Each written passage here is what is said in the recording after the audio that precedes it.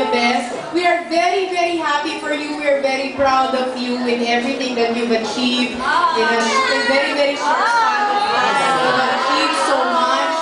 And you will still get so much. So be ready. Be ready for it. Congratulations. And I'm very happy to be part of this very, very special day that you're having with all of your followers. Thank you for stopping by. I know you're busy. Yes. Hindi, dyan lang naman ako sa bahay ni Kuya. Gumagawa ako ng mga blurbs ko, yung lumalabas ako. Ganun. Tapos na, sabi niya. Ayun, I'll drop by. And it's good to see you again. Happy birthday! Ano mo kay Sam? Bilang kaibigan!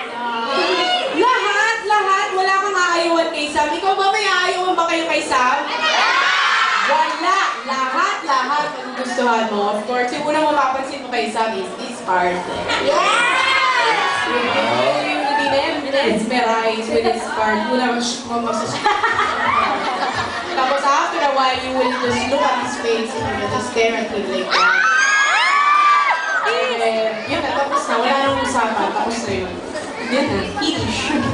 Lagi ba ulitin, Sam? Actually, ngayon, mas hindi pa rin. Hindi ngayon, parang medyo nakikita na tayo. Kasi before talaga, right after that you got me, wala nang hindi na kami nagkikita. Sa ASAP na lang, sa ASAP naman, parang we always just run into each other kasi, di ba, proud mo na ako, tapos ganyan. Pero ngayon, okay na. Oo, pero syempre kahit di kayo magkita, nagte-textan kayo at hindi nyo nakakalimutan ng isa't isa dahil mahal yung isa't isa bilang kaibigan.